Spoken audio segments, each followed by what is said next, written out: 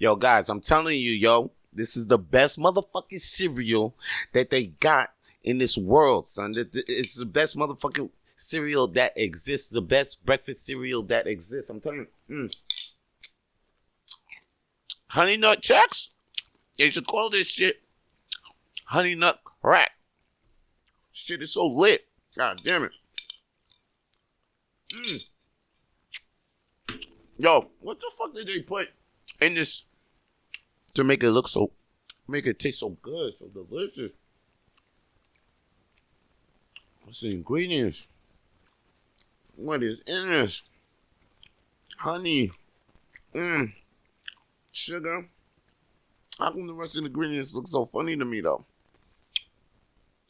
I can barely read this shit. Shit look crazy funny.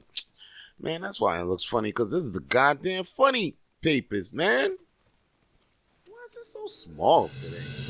Anyway, I'm your boy, Vance Michel, and it's time for me to report on God.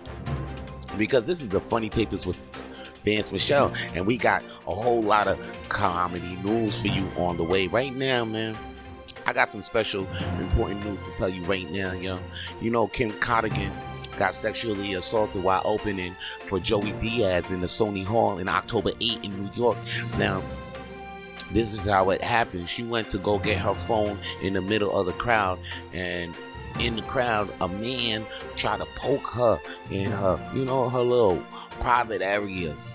Okay?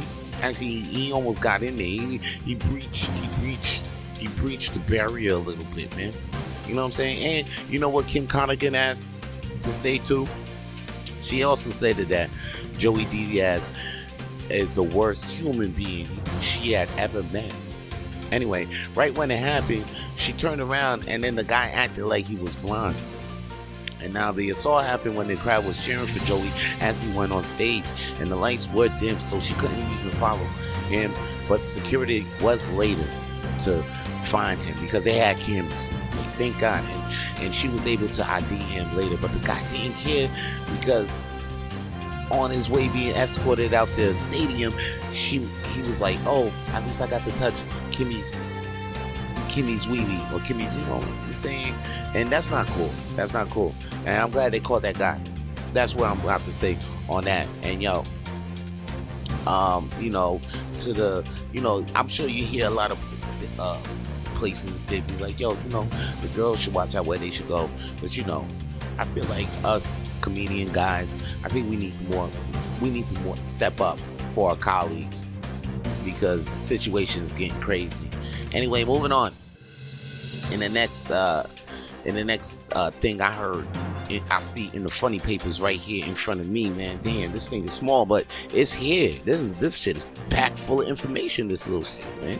It's saying that comedians Eric Andre and Clayton English are challenging a police program at the Atlanta airport, and they say that violates the constitutional rights of airline passengers, particularly black passengers, and coercive searches.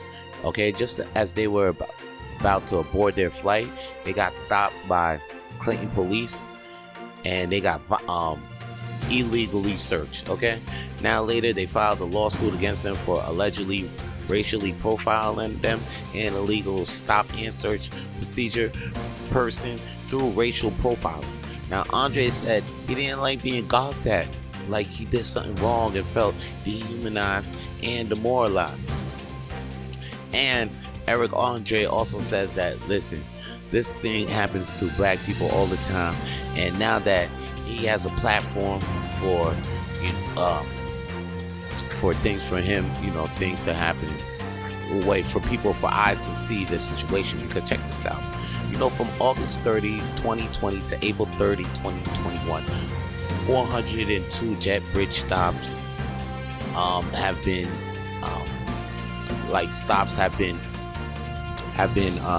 happened. They acted on in Atlanta airport. Okay, 402 jet bridge stops happened there. 400 stops were listed.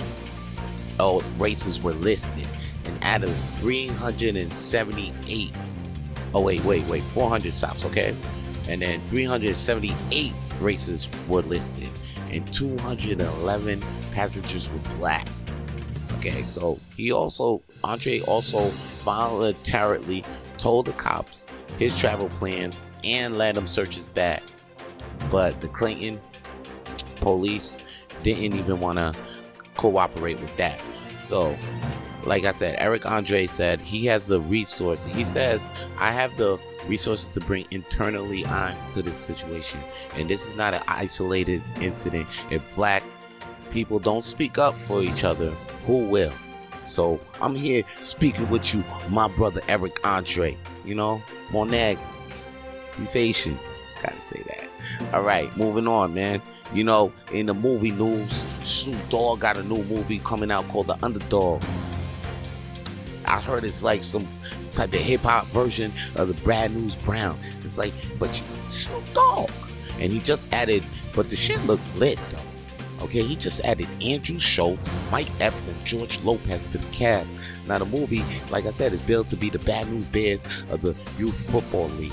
And then, now the little story is Jason Jennings is a former NFL player, and after running with the law, he agrees to coach a kids' football team and have hope in rekindling his career. Sounds like a great movie. I might stream on a Sunday night. Right? But yo, here's a movie though I might actually go to the theater for. I'm hyped for this shit, man. This shit look crazy. I might go for the new House Party because Snoop Dogg is actually in that shit.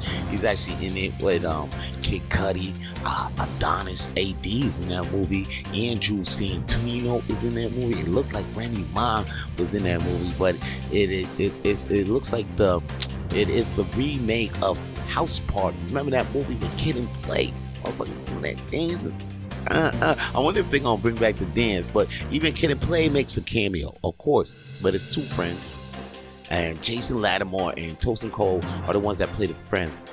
Plot is that they're struggling to make ends meet, and they get the chance to clean LeBron James' mansion. The two decide to take advantage and rack up some extra cash by throwing a mansion party at LeBron's place and invite tons of star-studded celebrities. Yo, you gotta check out this remake of the 1990 comedy House Party, coming to HBO Max on December 9th, 2022.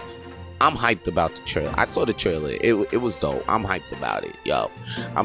It got me a little hyped, yo. But you know what? I'm a little sad though, because you know December 8th.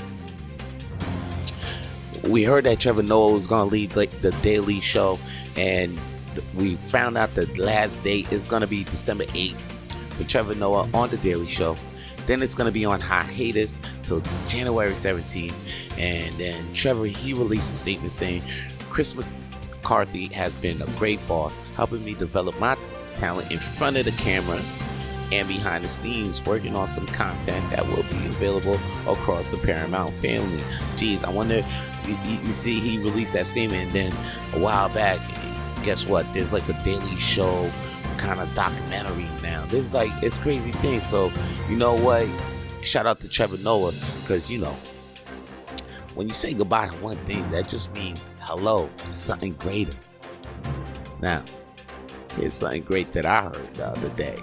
You probably heard this too, but it involves with the homie Pete Davidson.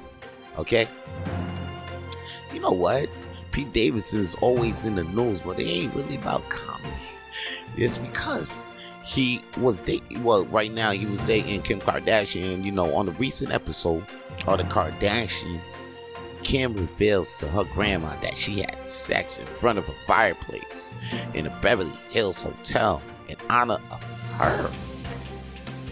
And that's like me. I'll hear about yo pops. You know what I'm saying? Like my pops telling me that he fucked, you know, some girl in the freezer, and then all of a sudden I'm gonna tell my dad like, yo, you know what I'm saying? I jerked off. I jerked off in the fridge. I don't know. I mean, you know, it ain't exactly like that, but come on, it's still disgusting. Okay. But anyway, Kim reveals to her grandma that she had sex in front of a fireplace in a Beverly Hills hotel in honor of her. The couple Kim and Pete, you know, jumped into the fire and probably made a another sex tape that's about to leak. That shit about to be fire. Fireplace, pussy. Don't let me see the tape and don't let me be in charge of naming the tape. Anyway, in about 5 years from now, so anyway, grandma once said to Freaky Kimmy that you don't live until you have sex in front of a fireplace.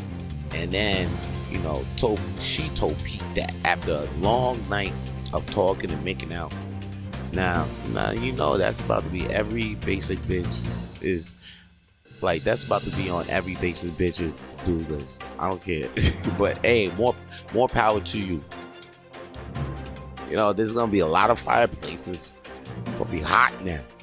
A lot of fireplaces. You know, but you know what though? You ain't got to wait till then to go to someplace hot, because right here, I see there's some shows that you can still go to right here in Montreal. If you're watching this video, then you probably a big fan of Montreal comedy shows, and I got the perfect one for you to go to on Monday night. It's called the World's Smallest Comedy Night, baby, and it's hosted by Vance Michel and Zach Kick.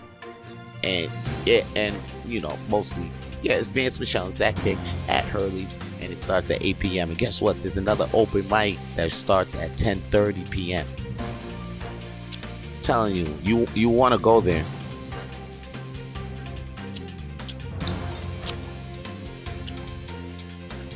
You should go there.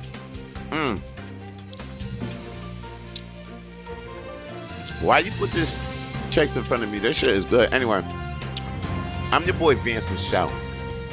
I'm done reporting. This has been the Funny Papers with Vance Michel, and that's been the news on God.